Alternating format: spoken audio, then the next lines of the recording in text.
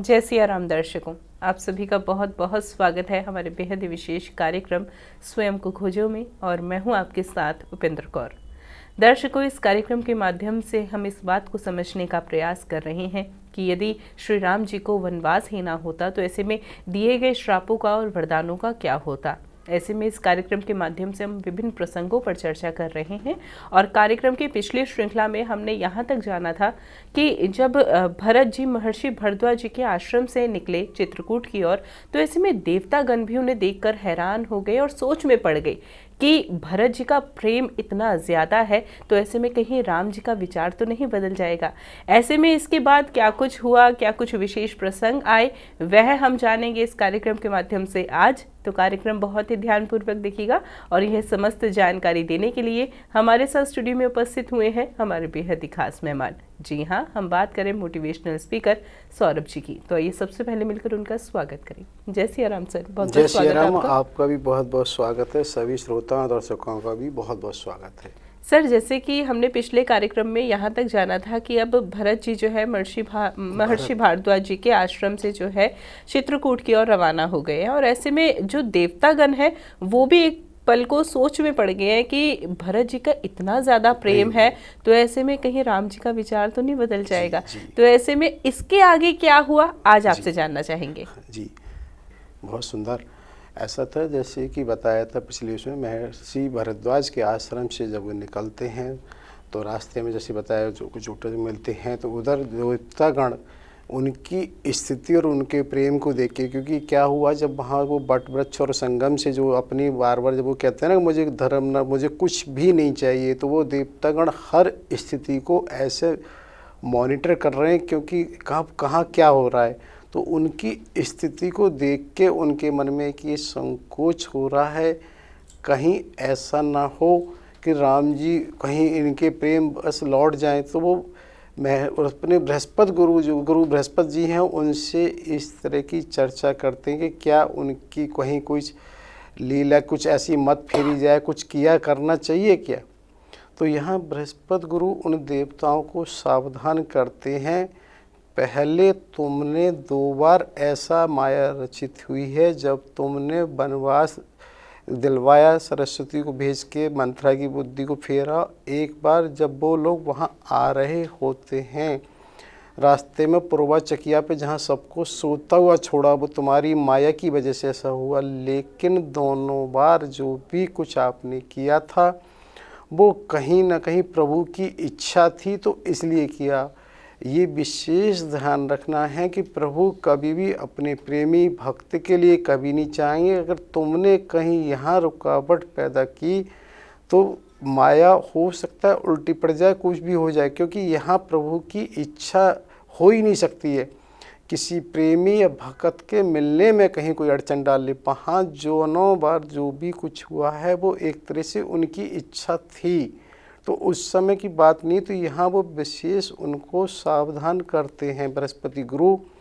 तो बृहस्पति गुरु सावधान करते हैं तो वो इंद्र को भी समझ में आ जाता है और वो थोड़े से उससे होते हैं, हाँ ये बात ठीक है।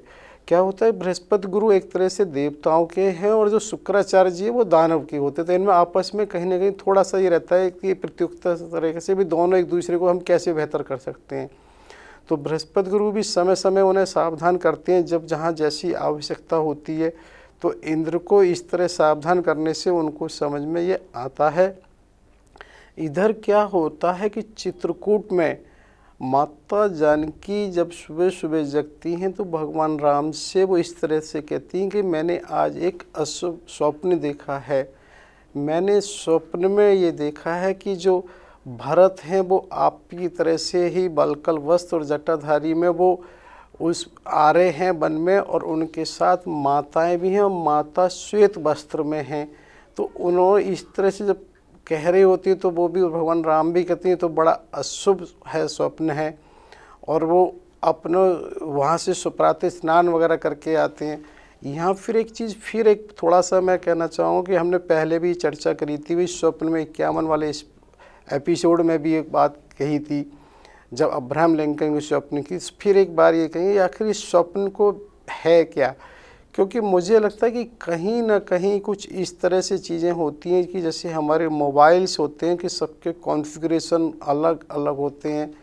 आम आदमी को तो ये लगता है कि भाई मोबाइल है, उसी तरह से जो व्यक्ति की स्वयं की अपनी कॉन्फ़िगरेशन की तरह से इंटरनल उसकी फीलिंग कहें या उसकी जो भी कॉन्शियसनेस है, उसके हिसाब से इस चीज़ों को आता है कि माता जानकी हैं, तो उन्होंने सब कुछ को ऐसे ही एक तरह से रिसीव कर लिया जो कुछ हुआ है। तो ये बताने का आशय ये है कि नहीं, वास्तव में ऐसा नहीं होता। जो कुछ घट रहा होता है वो पहले भी बताया कि कहीं ना कहीं वो हमारे इस पर निर्भर करता है कि हम कैसे ट्रांसमिट कर पाएँ, कैसे रिसीव कर पाएँ।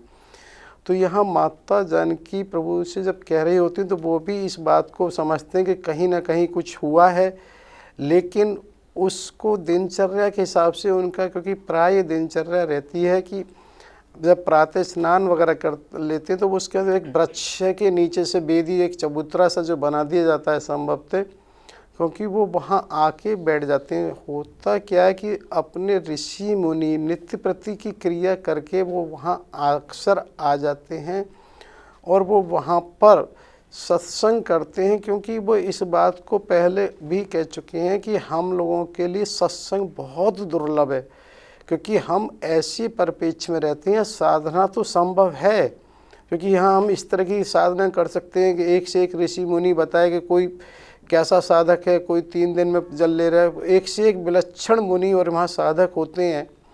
और लेकिन हम लोगों को सत्संग नहीं है, क्योंकि वहाँ इस तरह के वातावरण है ही नहीं। तो राम जी ये चाहते हैं कि किसी को मेरा एक तरह से इंतजार ना करना पड़े, तो वो किसी के भी आने से पहले वहाँ पहुँच जाते हैं, भाई मुझे और उनका स्वागत करना है। तो वहाँ जब वो पहले ही पहुँच जाते हैं तो वहाँ पर ऋषि मुनि वगैरह आते हैं, तो उनसे सत्संग वगैरह चल रहा होता है।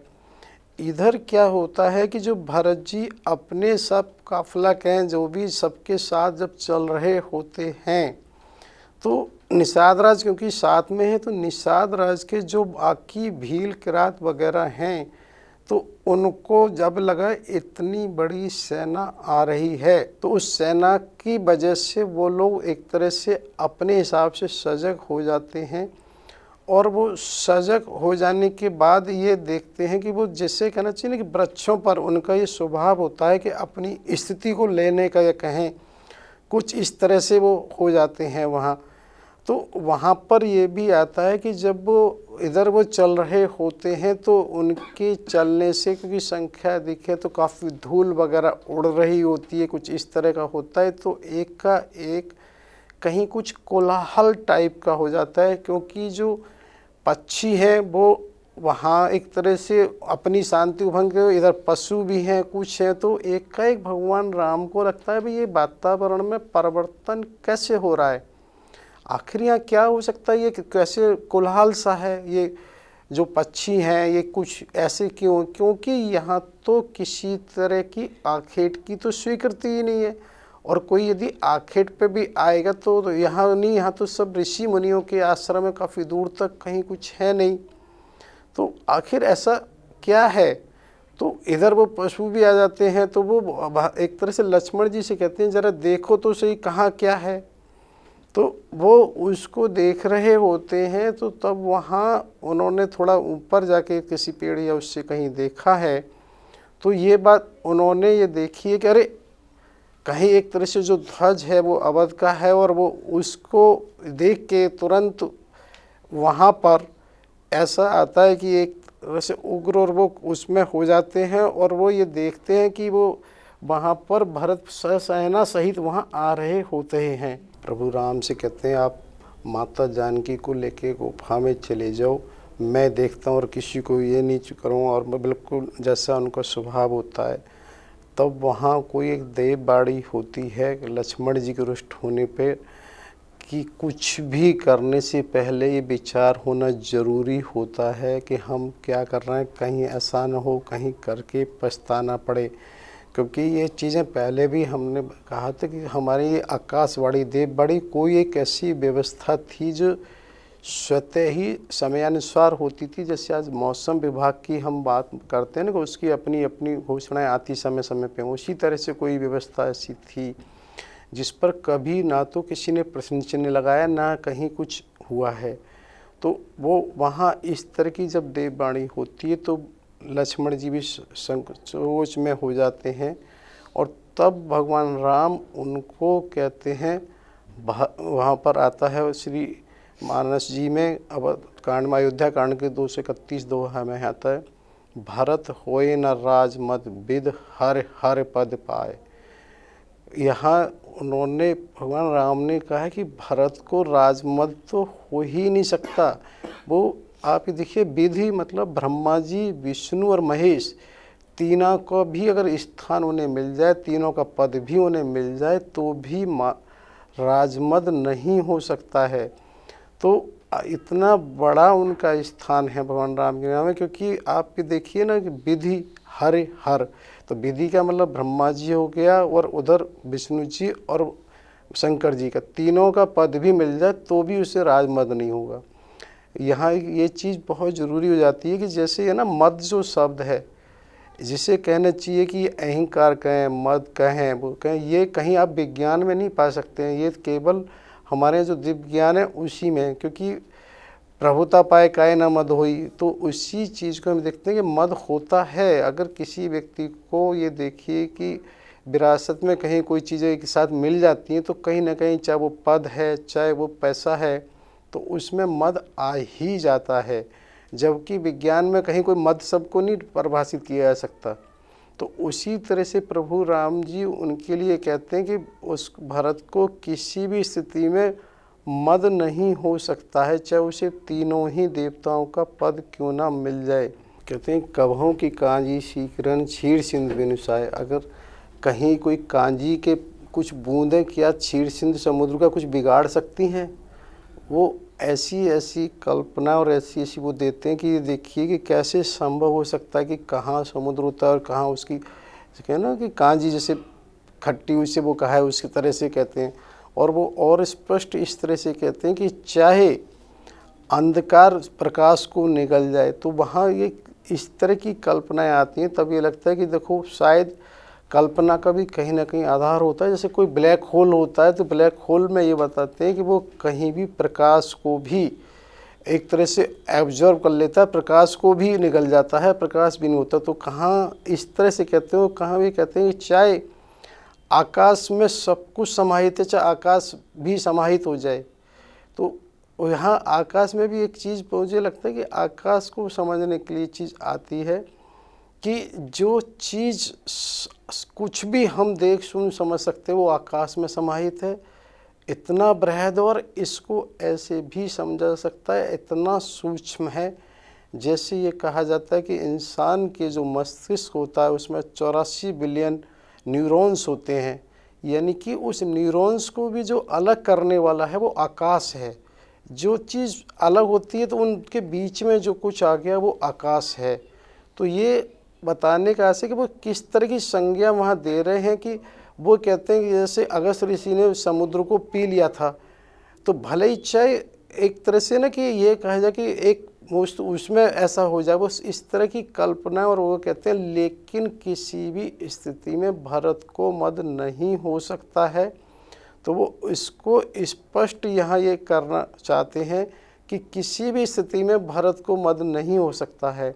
इस तरह की वहाँ बात कर रहे होते हैं। उधर क्या होता है, जो भरत जी सबके साथ आ रहे होते हैं तो पूरे काफिला के साथ, तो जो निषाद राज हैं वो भी इस हलचल को एहसास करते हैं, और वो ये बराबर भरत जी से ये कहते हैं कि यहाँ जो कुछ ये हो रहा है ये इस बात का संकेत है कि मैं तुम्हारे साथ हूँ, लेकिन हमारे यहाँ ये होता है कि एकाएक किसी को अविश्वास नहीं किया जाता।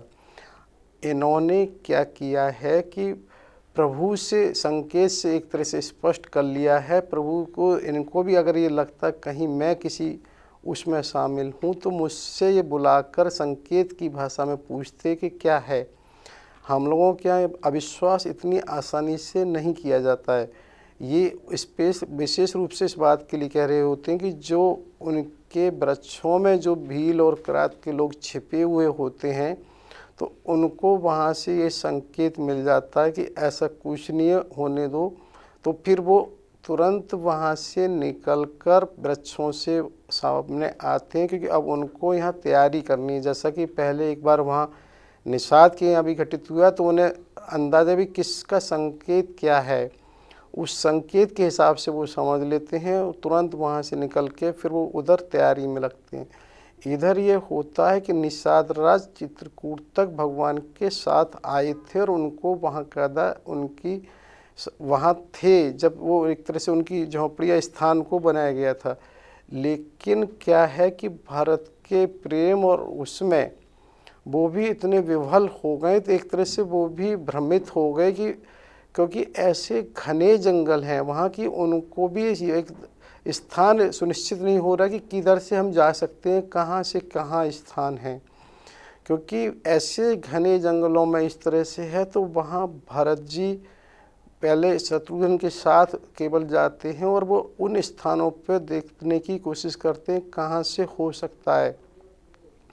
कहीं दूर से, कहीं एक बार उन्हें कुछ लगा कि कुछ इस तरह से धुएं, जैसे कहना चाहिए कि उसकी हवन की कहीं है, तो लगा कि यहाँ कहीं कोई इस तरह की व्यवस्था हो सकती है। तो वो धीरे धीरे उधर ही तरफ जाते हैं। रास्ते में देखते हैं कि लक्ष्मण जी ने अपनी पहचान के लिए कहीं वृक्षों पर संकेत मात्र के लिए कुछ इस तरह के निशान भी बना रखे होते हैं, जिससे कि वहाँ तक पहुँच जाए। और ऐसा कुछ आता है कि जब वो जाते हैं तो भरत जी जब जाते हैं तो वो उस तरह से प्रवेश करते हैं, पहुँचते हैं जहाँ भगवान राम की पीठ होती है। तो लक्ष्मण जी कहीं सामने हो रहे होते हैं, तो वो लक्ष्मण जी भगवान राम से विशेष रूप से ये कहते हैं कि वो अपना मस्तक नवा के, यहाँ पर आता है नाय माथा, अपना मस्तक, क्योंकि नयन माया उन्हें ये एहसास हुआ कि कहाँ मैं ऐसा सोच रहा था, कहाँ भरत जी इस तरह से हैं। तो वो कहते हैं प्रभु भरत प्रणाम कर रहे हैं आपको। जैसे ही ये सुनते हैं तुरंत श्री राम जी भी इतने व्याकुल हो गए, जैसे ही वो उठे हैं, कहीं उनका त्रोण गिरा है, कहीं धनुष गिरा है, उन्होंने भरत जी को गले से लगाया है। और वो इस स्थिति में, उनकी स्थिति बहुत ही विचित्र है। उसके बाद क्या हुआ कि शत्रुघ्न है, शत्रुघ्न को लगाया है, उस भरत जी फिर माता जानकी के चरणों में गिरे हैं। उन्होंने उनको बड़ी सांत्वना दी, देवर जी धैर्य रखिए, सब होगा। तो वहाँ उसके बाद क्या है कि एक तरह से भरत लक्ष्मण जी से बड़े हैं, लेकिन वो फिर भी ये कहते हैं भाई तुम इस योग्य हो कि तुमने बहुत कुछ प्रभु के सानिध्य में रहा है, तो वो उन्हें फिर भी सम्मान देते हैं। उसके बाद शत्रुघ्न ने माता जानकी के चरण स्पर्श किए हैं, फिर लक्ष्मण जी के किए हैं। और यहाँ वो इसी तरह से जब वो चल रहा होता है, तो ये देखनी बात है जो मुनि वृंद हैं तो सब अपने इधर उधर जाने की स्थिति में आ जाते हैं।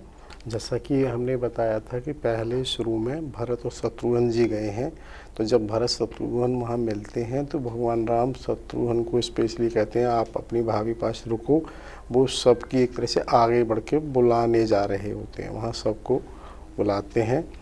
और यहाँ ये भी आता है वाल्मीकि रामायण में 100वें सर्ग है, जिसमें विशेष रूप से उन्होंने सारे प्रश्न कर के ही प्रश्नों में एक तरह से भरत जी को ज्ञान राजनीति का दिया है कि क्या तुम ऐसा करते हो, क्या तुम ऐसा करते हो, तुम्हारे मंत्री किस तरह के हैं, तुम्हें वो इस तरह से भी तुम्हें ये करना चाहिए राजाओं के साथ में। ये तो प्रश्न पूछ के एक तरह से उनको पूरा ये ज्ञान दिया गया है।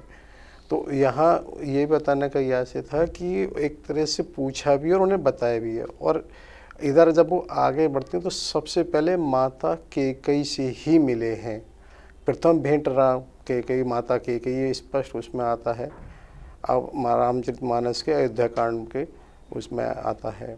और ये भी उसमें स्पष्ट आता है कि भगवान राम यहाँ पर ये स्पष्ट करते हैं कि जो कुछ हुआ है वो समय के और उसके हिसाब से हुआ है, इसमें तुम्हारा कोई दोष नहीं है।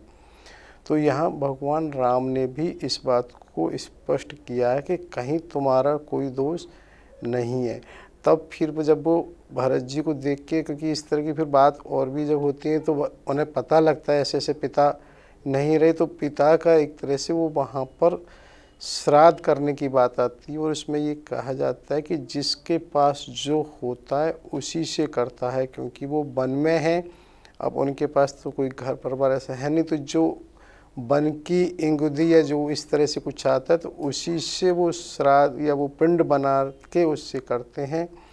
तो जिसकी वजह से माताओं को ये आता है कि बड़ा कष्ट होता है, कहाँ महाराज चक्रवर्ती और कहाँ वो इस तरह से आज पिंड को स्वीकार कर रहे होंगे। लेकिन वो उस व्यवस्था में और कुछ है नहीं, क्योंकि राम को अपने पास जो है उसी से उनको करना होता है। तो उस दिन ऐसा भी आता है, क्योंकि ये सूचना उस दिन मिली है तो सब ने एक तरह से उपवास की तरह से किया है कि महाराज दशरथ की एक तरह से देह त्याग की सूचना मिली है, तो उस दिन सब ने कोई अन्न जल नहीं ग्रहण किया है। और अगले दिन तो फिर ये होता है, जो वहाँ के जो भील और वो जो हैं उन्होंने पूरी तरह से उनकी सेवा में वहाँ लगे हुए हैं, और वहाँ जो संभव वहाँ का कंदमूल फल है वो देते हैं। और ऐसा भी है कि वो सेवा जो कर रहे होते हैं उनके मन में किसी भी तरह से कुछ लेने का भाव होता ही नहीं है ऐसा, जबकि वहाँ के जो नागरिक कुछ वो हैं वो ऐसा चाहते हैं कि कोई वस्त्र या कोई आभूषण या ले लें, क्योंकि उनका जो रहन सहन है वो इस तरह का है कि उनको किसी में आकर्षण है ही नहीं, क्योंकि उनको ये लगता है हम रहते ऐसे स्थान पे कि हम किसी चीज़ को ले लेंगे हम क्या करेंगे। एक उनकी पास से भी सेवा का जो भाव है वो निष्काम है। तो निष्काम में यही, क्योंकि यहाँ एक चीज़ है कि वास्तव में जो सेवा है क्या वो कहीं एक ही जगह प्रभावी होती है, क्योंकि आज भी बहुत से में देखने में आता है कि घरों में सेवा के लिए आदमी को मानसिक तैयारी नहीं है। चाहे हम कहीं अगर देखते हैं कि बहुत सारे आश्रमों में भी आज भी सारे कार्य कहीं ना कहीं अवैतनिक सेवकों द्वारा ही स्वैच्छिक किए जाते हैं। तो प्रश्न ये है कि भाई अगर सेवा है तो जिस सेवा का प्रभाव तो सभी जगह रहेगा, ऐसे तो है नहीं केवल वो वहीं रहेगी, घरों में नहीं रहेगी। तो इसलिए बहुत ज़रूरी है कि घरों में भी सेवा का महत्व होना ही चाहिए कि हम एक दूसरे की सेवा करें, क्योंकि ऐसा तो हो ही नहीं सकता कि कोई भी व्यक्ति सारे काम ए से जेड स्वयं कर ले। और जब एक दूसरे के सहयोग की भावना रहती है तो सब कुछ आसान हो जाता है, और जब एक दूसरे की हम बोझ समझ के करते हैं तो वही मुश्किल हो जाता है।